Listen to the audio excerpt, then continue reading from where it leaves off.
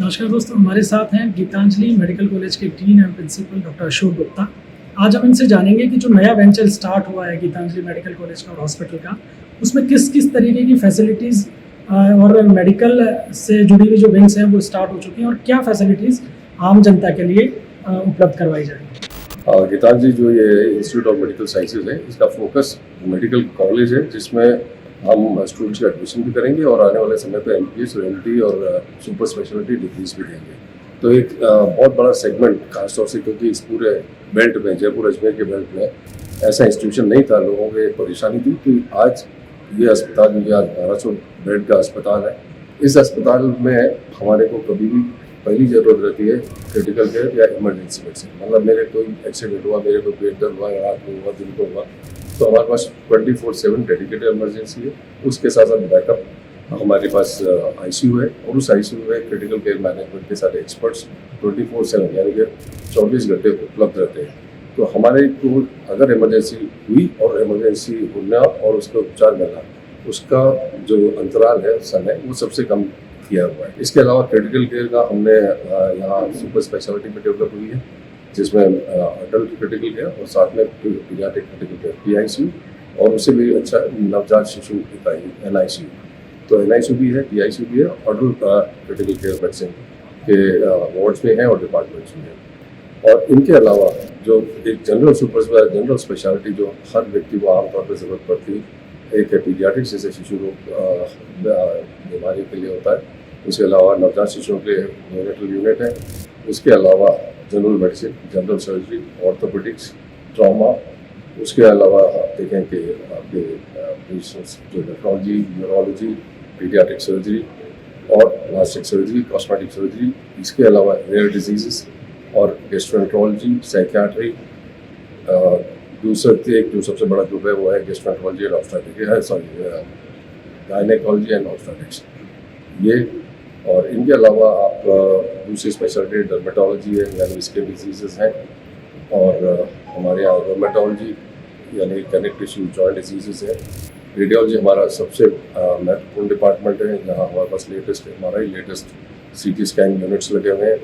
Fetal medicine पहली बार इस medical college में एक शुरुआत हुई है, ये भी बहुत बड़ी उपलब्धि रहेगी।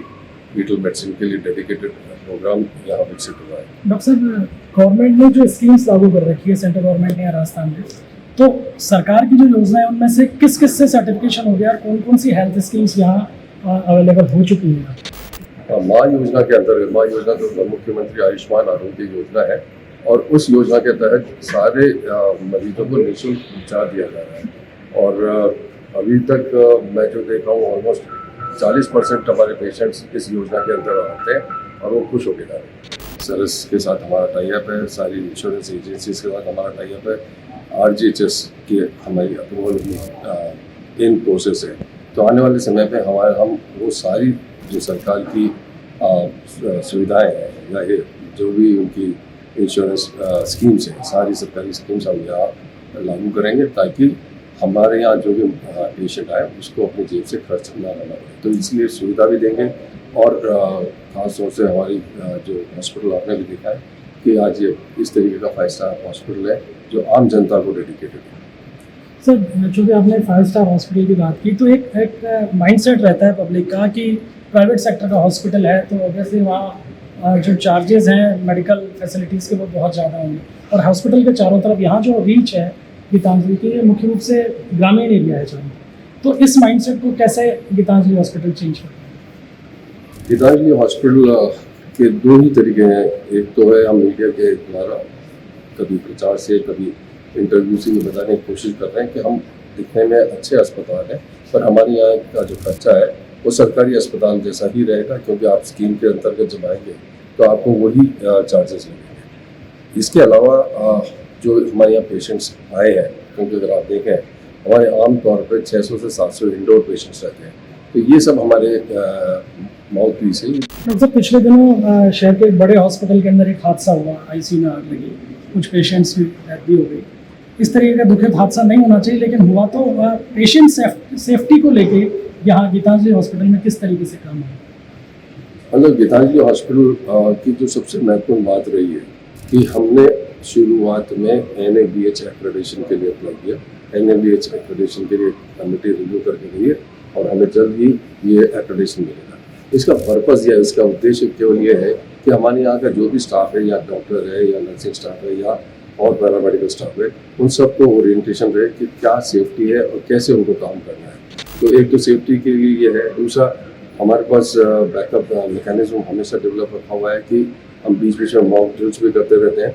एक डॉक्टर साहब, जो बड़े सेटअप रहते हैं वहाँ कुछ इस तरीके की बातें आती हैं कि जो पेशेंट्स हैं या जो पेशेंट्स के अटेंडेंट्स हैं उनकी प्रॉब्लम्स रहती हैं, तो उन कंप्लेंट्स के रिड्रेसल की क्या व्यवस्था यहाँ की है? कंप्लेंट्स की रिड्रेसल की व्यवस्था में ये है कि हमारे यहाँ पे पूरा एक डेडिकेटेड पब्लिक रिलेशन एक्सरसाइज के लिए लोग होते हैं और दूसरा काउंसलर्स होते हैं।